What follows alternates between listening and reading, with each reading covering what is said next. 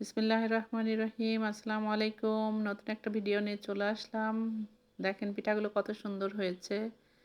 আমি ভাপা পিঠা বানাবো। শীত এসে গেছে, ভাপা পিঠা না খেলে কি আর শীত জমবে? আমি এই নারিকেল আর গুড় দিয়ে একেবারে শীতের পিঠা বানিয়ে নিলাম। এখন তো গুড় অ্যাভেলেবল না। যেহেতু শীত অতটা বেশি না। এর জন্য গুড়ও কিন্তু যেগুলো বাজারে পাওয়া যাচ্ছে এবারকার গুড় না, গতবারের গুড়। এই জন্যে আমার গতবারের গুড়ই ফ্রিজে ছিল। ফ্রিজ থেকে গুড় নিয়ে আমি গুড়গুলো দিয়ে বানাই নিব। এখন 4 কাপ আটা নিয়ে নিলাম। এটা আমার ভিজা আটা। শুকনো আটা দিয়েও হবে, ভিজা আটা দিয়েও হবে। কিন্তু চালের আটা দিয়েই করতে হবে। চালের গুঁড়া ছাড়া এই পিঠাটা হয় না। আতপ চালের আটা লাগবে।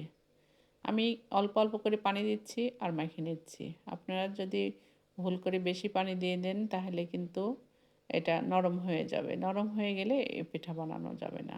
আবার যদি একেবারে শুকনা থাকে তাও ভালো হবে না। এটার একটা পারফেক্ট মাপ আছে যে কখন এটা হয়ে যাবে। দেখেন আমি একটা মুখ পাকালাম, ওইটা একদম আমার হয়ে গেছে। এখন আমি এটা চালিয়ে নেওয়ার জন্য আমার তেমন কিছু ছিল না, চালনি ছিল না। আমি যেগুলো আছে, স্টিলের চালনিগুলো আছে, ওগুলো দিয়ে বের হলো না। আমি পরে এই সরপেস দিয়েই চালিয়ে নিচ্ছি। সরপেস তো সবার ঘরেই থাকে, এটা আর কোনো খোঁজাখুঁজির দরকার হয় না।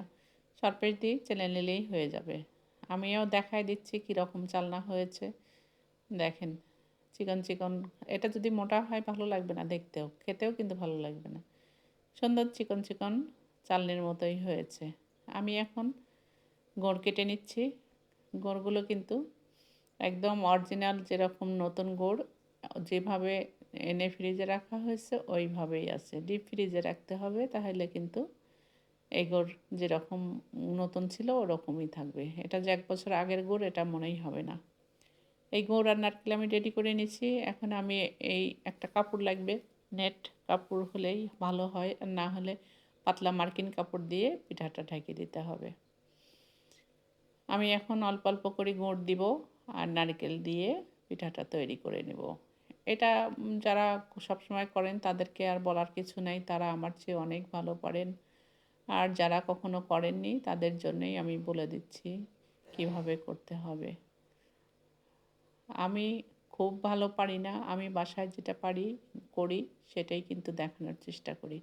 এটা উপরে একটু আটা দিয়ে জোরে চাপ দিয়ে, এক চাপ দিলেই কিন্তু এটা সমান হয়ে যাবে, কিন্তু এই চাপ দিলে কিন্তু এই পিঠাটা ভিতরে কাঁচাই থেকে যাবে, ভিতরে ওই গরম ভাবটা ঢুকতে পারবে না।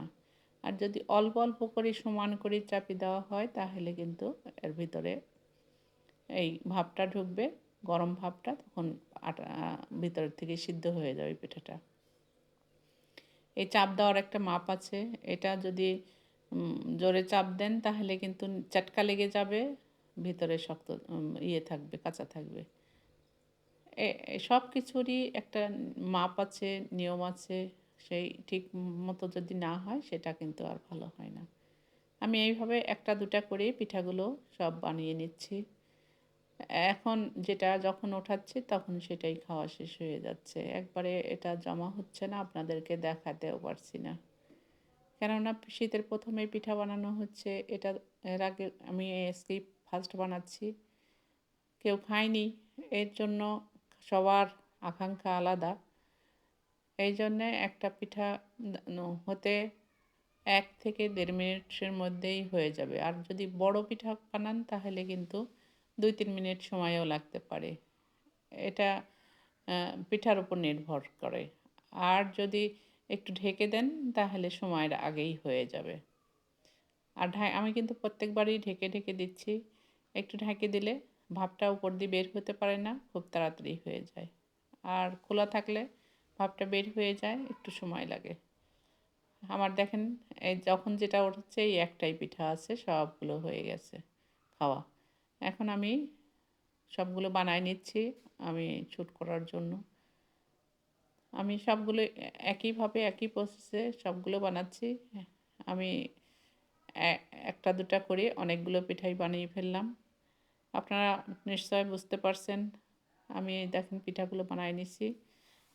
আমার জন্য দোয়া করবেন। আপনারাও ভালো থাকবেন। ফি আমানিল্লাহ। আল্লাহ হাফেজ।